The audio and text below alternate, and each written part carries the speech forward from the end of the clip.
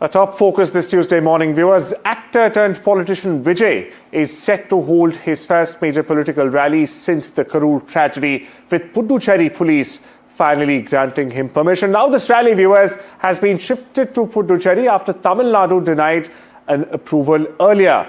Now it will take place under strict restrictions in Puducherry. Meanwhile, authorities have at this time capped attendance at 5,000 people. They've also mandated 500-person enclosures. Not only this, they've ordered adequate drinking water as well as washroom facilities for those attending this rally. Now, this rally is also being viewed as a crucial test, if nothing more, of TVK's organisational strength, which totally collapsed at the Karoor rally, which we saw during that devastating stampede, and of course Vijay's credibility as an emerging political force as well. My colleague Sam Daniels, meanwhile, joins us from Tamil Nadu. Sam, this is coming out to be a test of the newly launched TVK's organisational strength. What are you picking up on that front, and what makes this rally different from Karoor rally?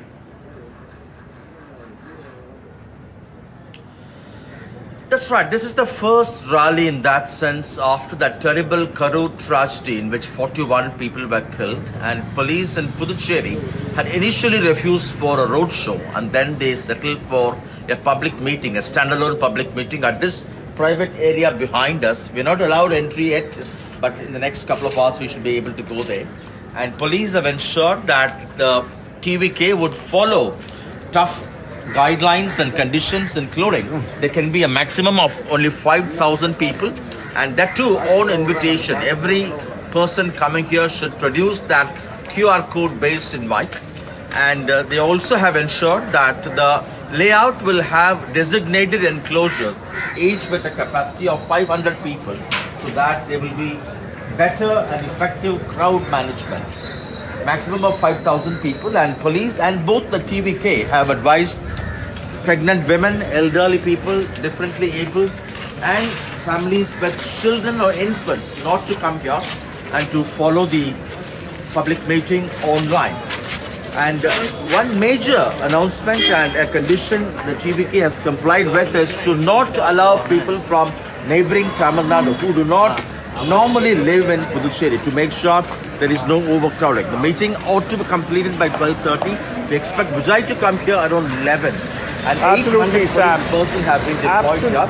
Absolutely, and Sam. The tragedy that exposed lack of organisational structure. Right. Well, absolutely correct, Sam. We're seeing security arrangements there to avert a situation like last time we saw in Karoor, the devastating situation, in fact, we witnessed in Karoor, where 41 people lost their lives, 41 attendees, as you were just mentioning. Meanwhile, my colleague Veera Raghav also joins us on this very important story. Veera, what's really changed for Vijay and his party, if I may ask you, in terms of politics in the last month and a half or so, ever since that enormous human tragedy in Karoor? Look, 43 days since that tragic Karoor stampede. What's changed for Vijay? There's been enormous amount of change politically as well.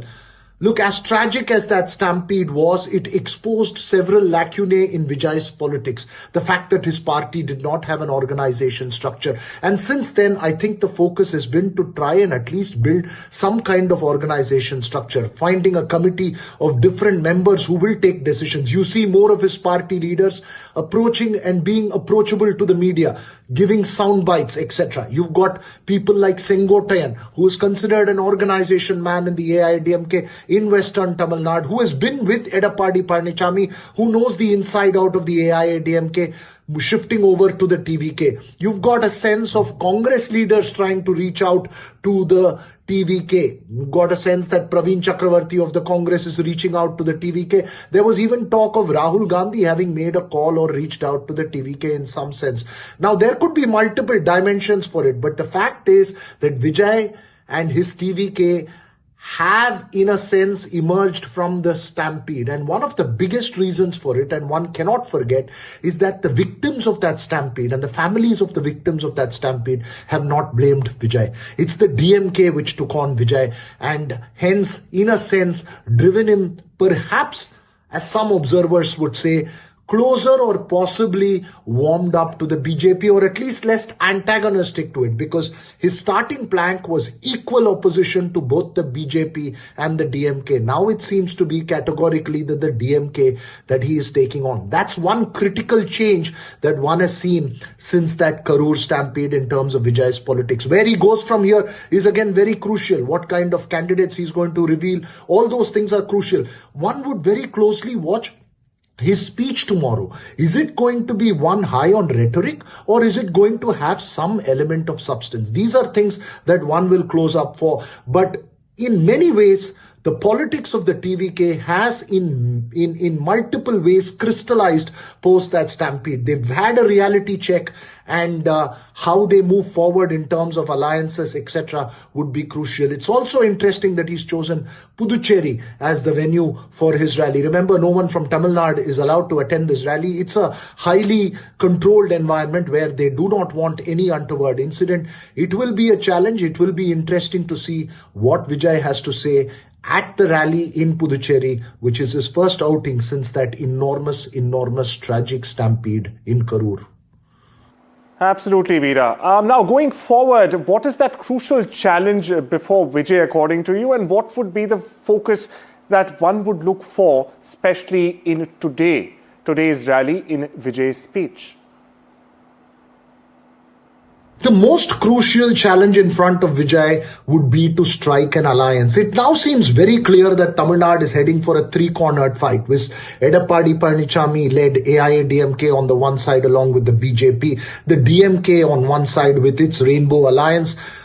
Obviously, the allies are going to put pressure on the DMK for more seats, including the Congress. Some believe that the Congress reaching out to Vijay is perhaps an effort to try and increase its bargaining power with the DMK, which gave the party only 25 seats in the last assembly election. The Congress party wants much more. But can the DMK part with seats like that? Will it then push the DMK at the risk of not having a majority of its own if it doesn't contest enough seats? So multiple permutation combinations for others because of Vijay, but for Vijay himself, it would be crucial to look at what kind of an alliance that he brings up, what kind of political forces he will be able to bring under his umbrella, because if he needs to be successful in terms of votes and in terms of seats in Tamil Nadu, he needs an alliance, and that will need building of some kind of credibility. Getting strong political forces, even the small regional forces, under his umbrella would boost his credibility, and that's his challenge number one. Challenge number two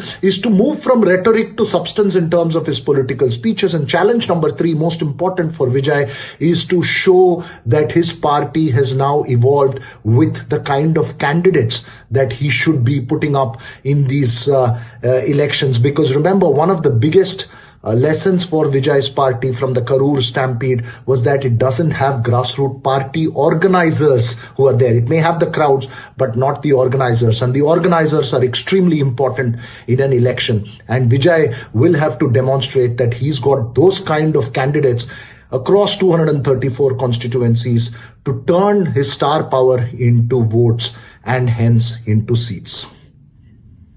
Absolutely, Veera. No questions there. All eyes on that all-important Puducherry meeting called by Vijay, which, of course, our colleague Sam Daniel is tracking real-time as we speak.